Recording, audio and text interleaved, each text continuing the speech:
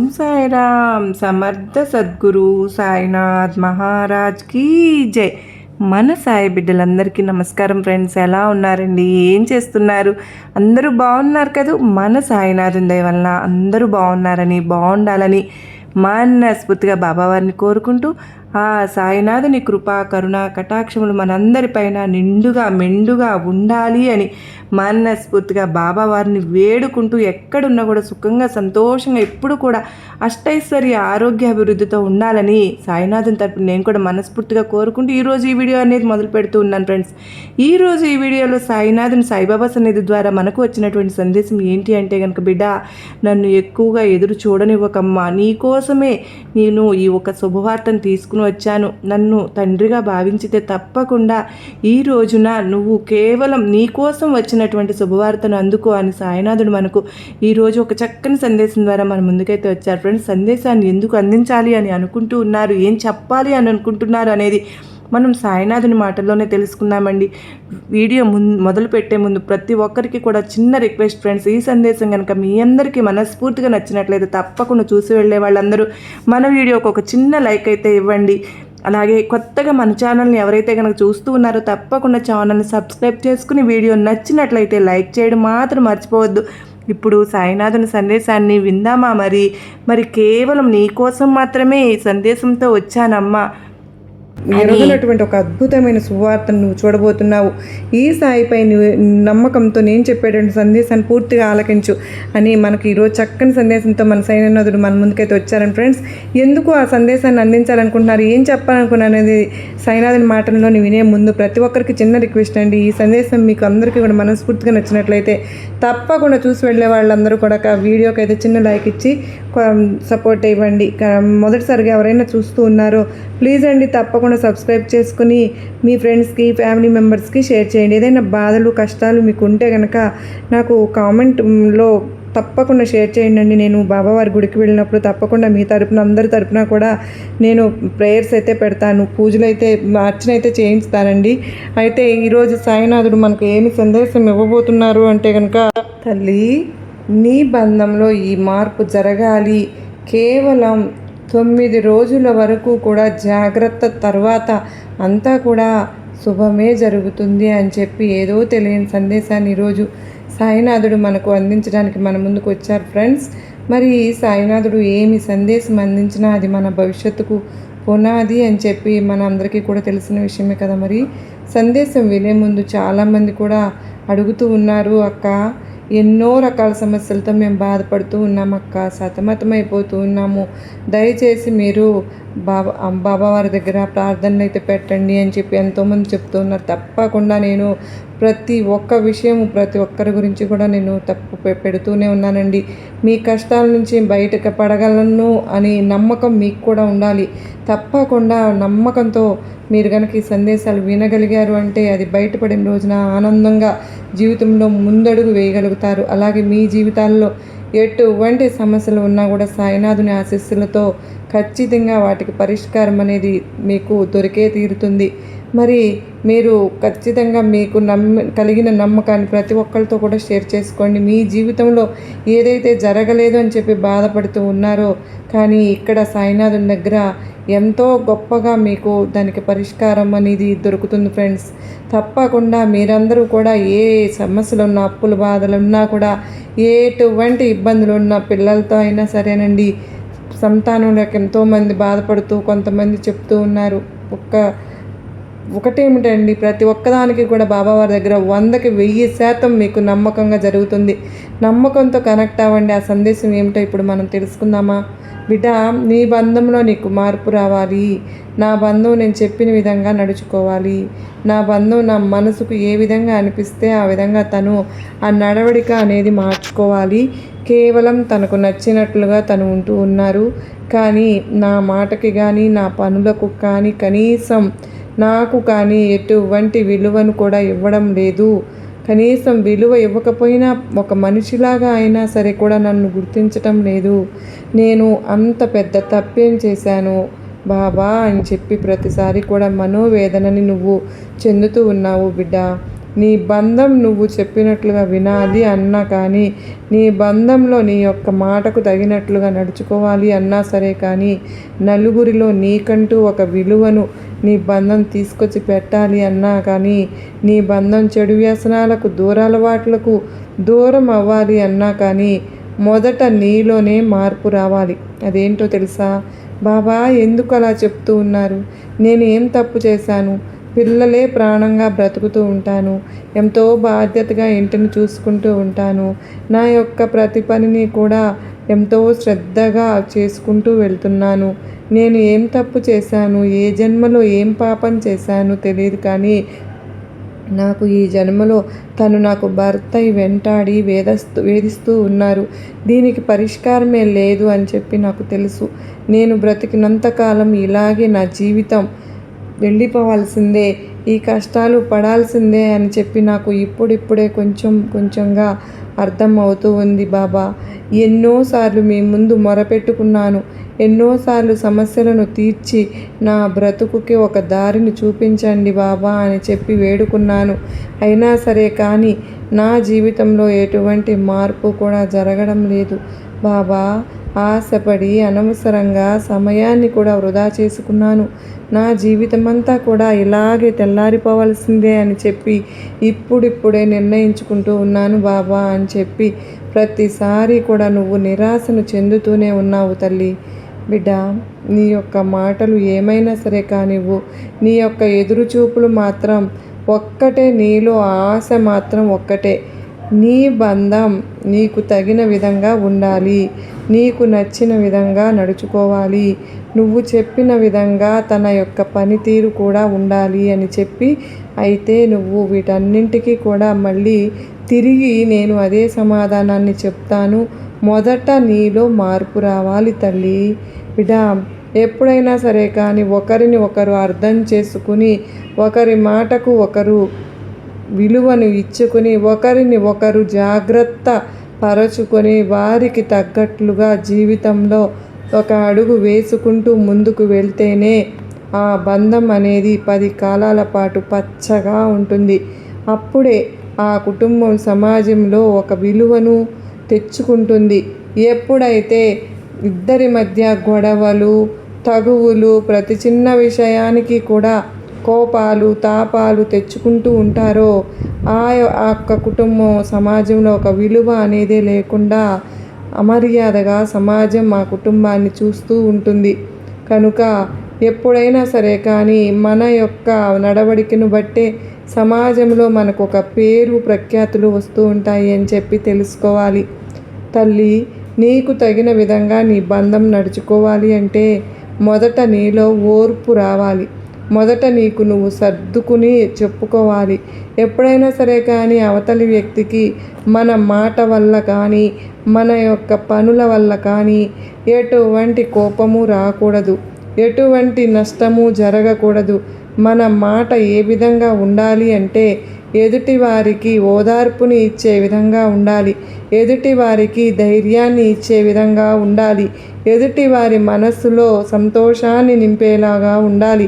అలా కాకుండా నీ యొక్క మాట తీరు సూదులతో గుచ్చినట్లుగా ఎదుటివారికి కోపాన్ని తెప్పించి, ఆవేశాన్ని పెంచే విధంగా తెప్పించేటట్లుగా ఎదుటివారు ఆ పని చేయకూడదు అని చెప్తే అదే పని చేయాలి అని చెప్పి వారు మొండిగా నిర్ణయించుకునేలాగా చేస్తే నీ మాటకు ఏమాత్రము కూడా అక్కడ విలువ ఉండదు అని చెప్పి నువ్వు గుర్తుపెట్టుకో.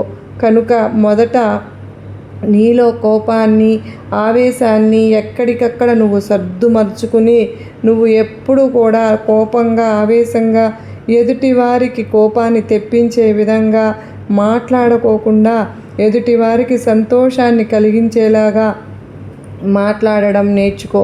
అంతే మాత్రమే కాదు, ఎదుటివారికి ధైర్యాన్ని ఇచ్చే విధంగా మాట్లాడడం నేర్చుకో. ఇలా కేవలం నువ్వు ఒక 9 రోజులు చేసి చూడు తల్లి. అక్కడ నువ్వు మొదట నాతో చెప్పిన మాట ఏంటి అంటే, ఎక్కడికక్కడ నేను సర్దుకుపోయి బ్రతుకుతున్నాను బాబా, చివరికి నా జీవితం ఇంతే అని చెప్పి నాకు అర్థమైంది బాబా అని చెప్పి నువ్వు నాతో అంటూ ఉన్నావు కదా తల్లి. మరి చివరికి నీ జీవితం ఇంతే అని చెప్పి నీకు అర్థం అయిపోయినప్పుడు మరి నువ్వు ఈ ఒక్క ప్రయత్నం ఎందుకు చేసి చూడకూడదు చెప్పు?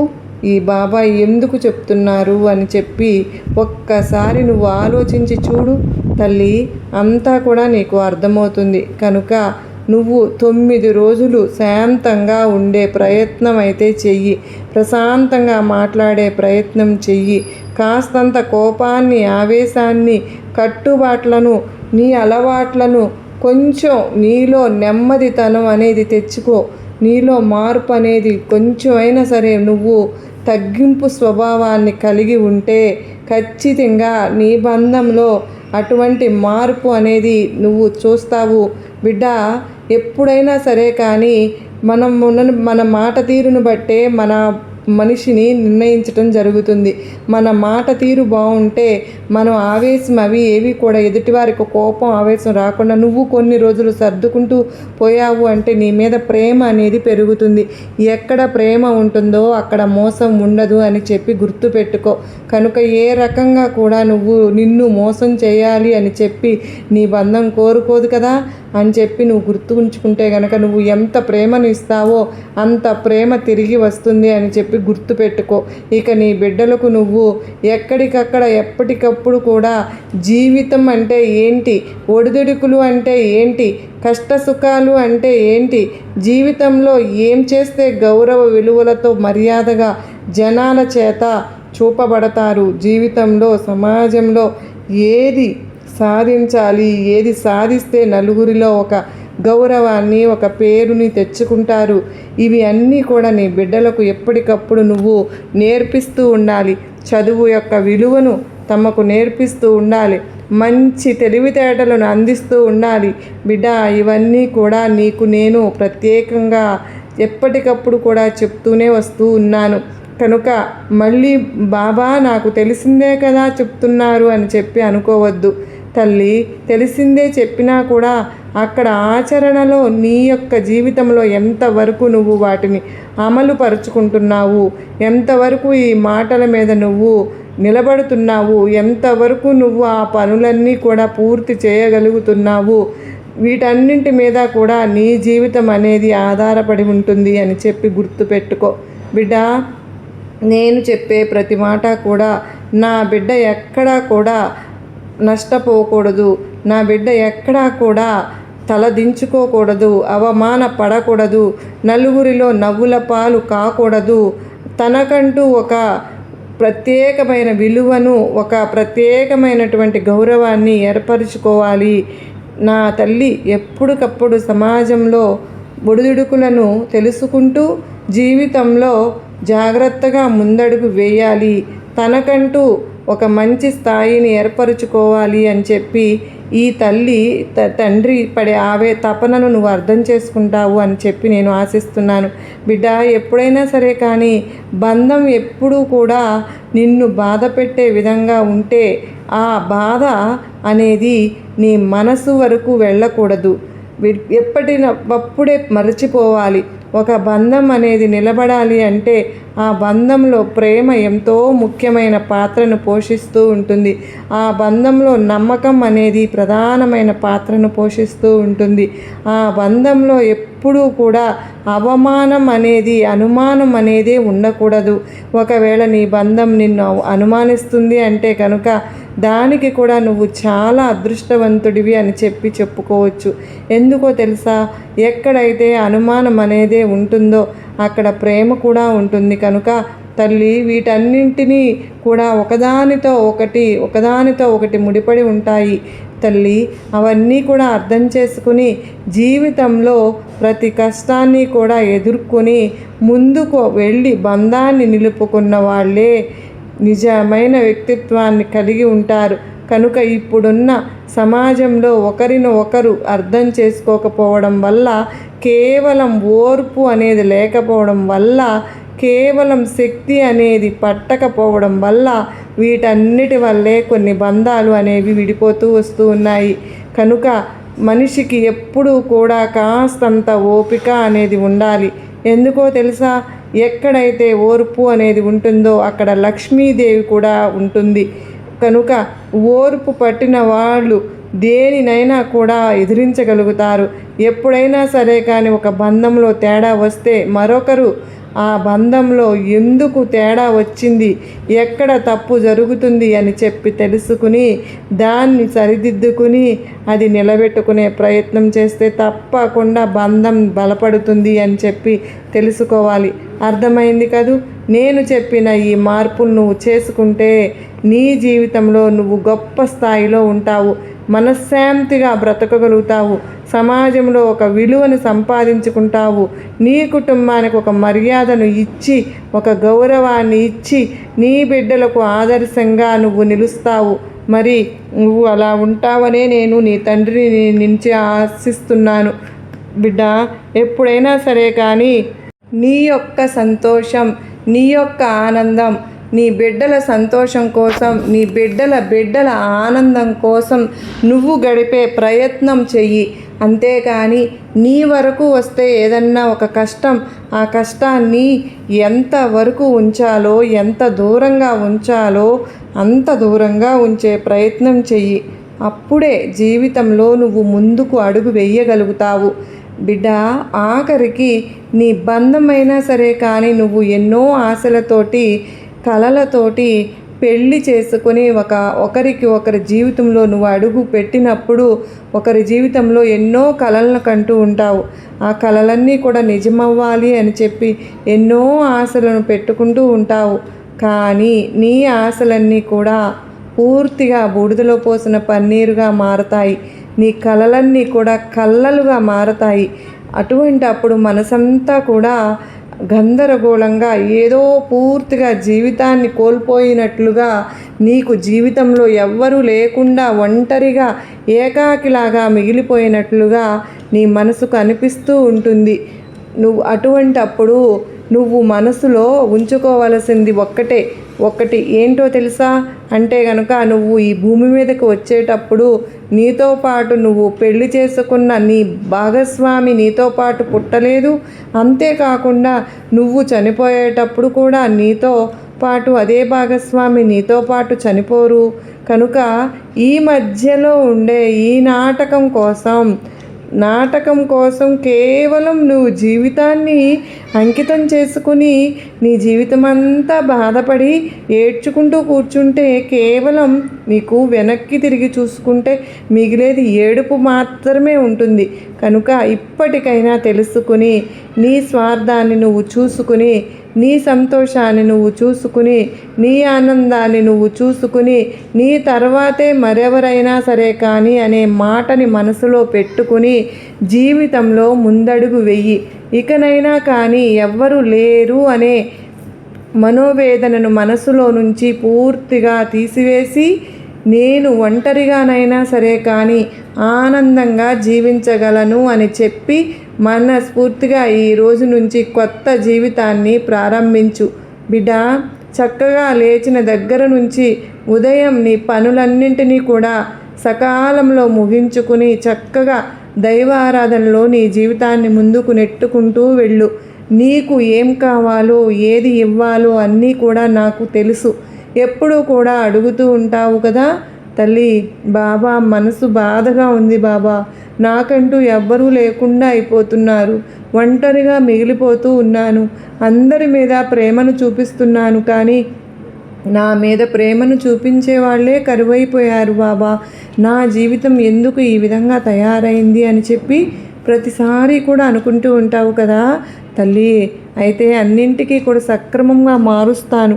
ఎవరైతే నీ ప్రేమను అర్థం చేసుకోలేదో, ఎవరైతే నిన్ను దూషించారో, హేళన చేశారో, నిన్ను ఒంటరిగా మిగిల్చారో అటువంటి వారందరికీ కూడా ఖచ్చితంగా నేను బుద్ధి చెప్తాను. వారు నీ విలువను తెలుసుకుని, నీ ప్రేమను తెలుసుకుని నీకు ఖచ్చితంగా దగ్గర అవుతారు.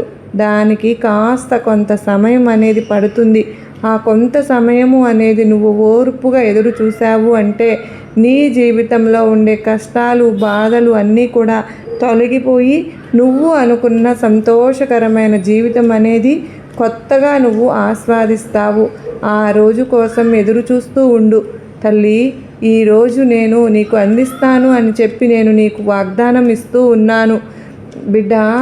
అంతా కూడా మంచే జరుగుతుంది. ఏమాత్రము మనసులో దిగులు పెట్టుకోకు, దేని గురించి కూడా అతిగా ఆలోచించకు, మనసును ప్రశాంతంగా ఉంచుకో.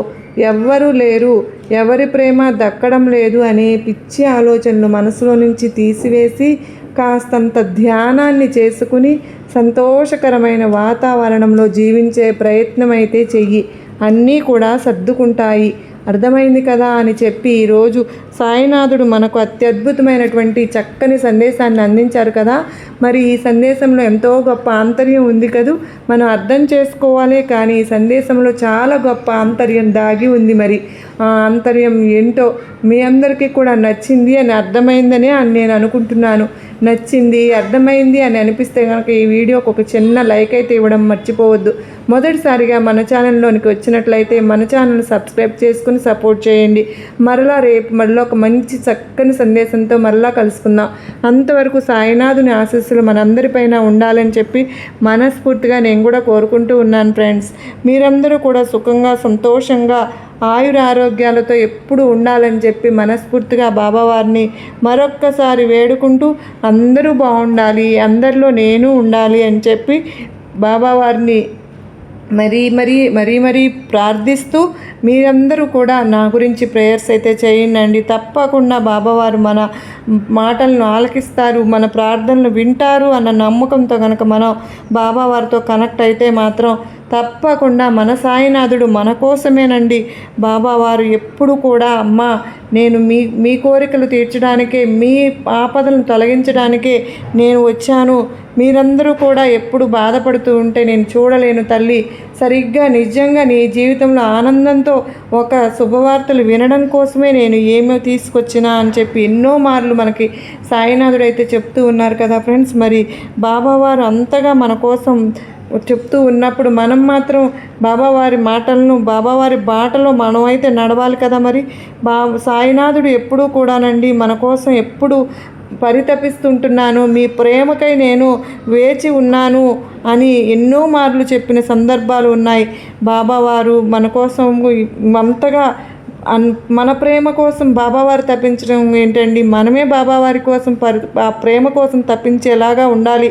మరందరూ కూడా సుఖంగా ఉండాలని మనస్ఫూర్తిగా మరొకసారి కోరుకుంటూ సర్వేజన సుఖినో భవంతు.